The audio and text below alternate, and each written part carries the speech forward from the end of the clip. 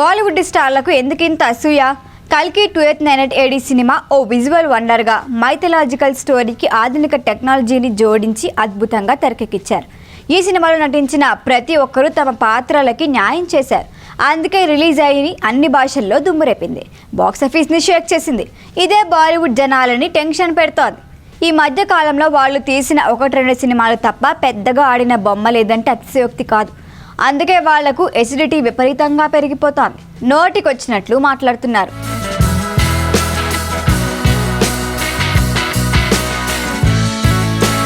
ఇప్పుడే కాదు, దక్షిణాది సినిమాలు అంటే బాలీవుడ్ జనాలకి చిన్న చూపే.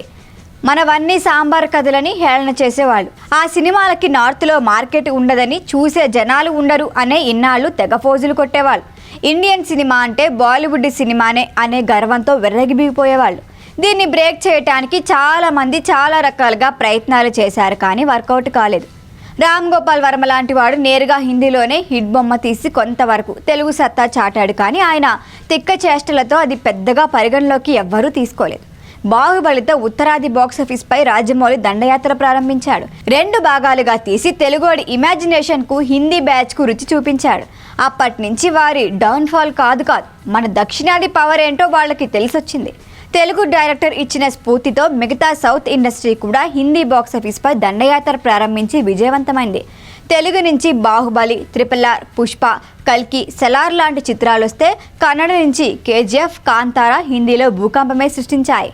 బాహుబలి 2 పార్టులు దెబ్బకి షాక్ అయిన బాలీవుడ్ కాస్త మేల్కొని కొన్ని సినిమాలు తీసే ప్రయత్నం చేసింది. ఓవైపు సౌత్ సినిమా కలెక్షన్ల సెంచరీలు కొడుతుంటే హిందీ సినిమా మాత్రం గోల్డెన్ డకోట్ అయిన బ్యాట్స్మెన్లా ఉండిపోయింది. బాలీవుడ్ మొత్తం చిత్తైపోయింది.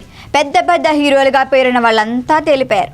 చివరికి తెలుగులో పెద్ద దర్శకులు చేసే సినిమాలో నటిస్తే చాలు, వాళ్ళ సినిమాలో ఏదో పాత్ర చేయాలి అన్నదే తమ డ్రీమ్ అంటూ ఇంటర్వ్యూలు ఇవ్వటం మొదలుపెట్టారు. పాన్ ఇండియా పేరైతే వచ్చిన సినిమాలన్నీ కూడా కోట్లకి కోట్లు కలెక్షన్లతో దుమ్ము రేపుతుంటే, తమ సినిమాలు బాక్సాఫీస్ వద్ద బోల్తా పడుతుంటే సౌత్ సినిమా గ్రేట్ అని ఒప్పుకోలేక తప్పలేదు. టాలీవుడ్ లేదు, బాలీవుడ్ లేదు, ఇండియన్ సినిమా అంతా ఒక్కటేనంటూ కలరింగ్ ఇచ్చారు. మనసులో అసూయ, ద్వేషం ఉన్నప్పటికీ కంటెంట్, విజువల్ వండర్తో సౌత్ సినిమా చేస్తున్న మెస్మరైజేషన్ జనాలకి నచ్చడంతో మీడియా ముందు పొగుడుతున్నారు.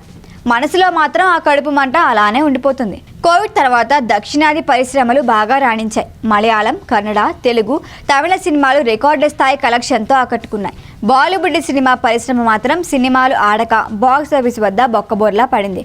2 ఏళ్లుగా రిలీజ్ అయిన చిత్రాలు దారుణంగా ఫ్లాప్ అయ్యాయి.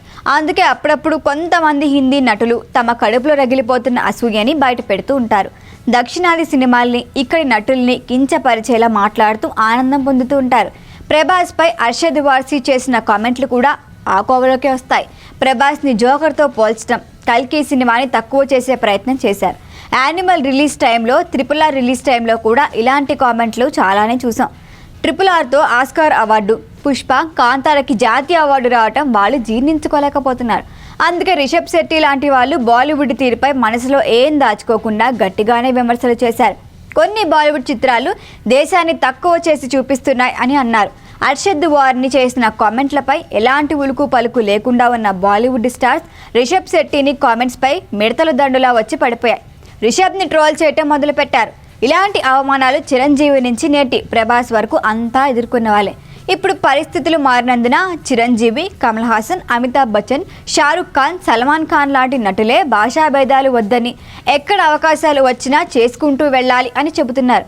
ఇతర పరిశ్రమల నటులని గౌరవిస్తున్నారు. కొత్తగా ఇండస్ట్రీలోకి వచ్చి రాత్రికి రాత్రే ఫేమస్ అయిపోయిన వారంతా రెచ్చిపోతున్నారు. పిచ్చి వ్యాఖ్యలు చేస్తున్నారు. బాలీవుడ్ సినిమాలు ప్రేక్షకుల మెప్పు పొందలేకపోవటానికి నేటి తరం హీరోలు ఆడియన్స్ని మెప్పించలేకపోతున్నారు. జనాలు మంచి కంటెంట్తో వచ్చే సినిమాల్ని ఆదరిస్తున్నారు. అందుకే ఈ విషయంలో బాలీవుడ్పై దక్షిణాది పరిశ్రమ డామినేట్ చేసింది. అక్కడ మాస్ మసాలా కమర్షియల్ కంటెంట్ తీసే దర్శకులు లేకపోవటం సమస్యగా మారింది. మన సినిమాలో కనిపించే action, drama, comedy, visual wonder అక్కడ మిస్ అవుతున్నాయి. దీన్ని ఫాలో అయితే సక్సెస్ రేట్ పెంచుకోవచ్చని సినీ పండితులు చెబుతున్నారన్నమాట. అది మానేసి ఇక్కడ నటులను, సినిమాలను విమర్శిస్తే ఏం వస్తుందని ప్రశ్నిస్తున్నారు.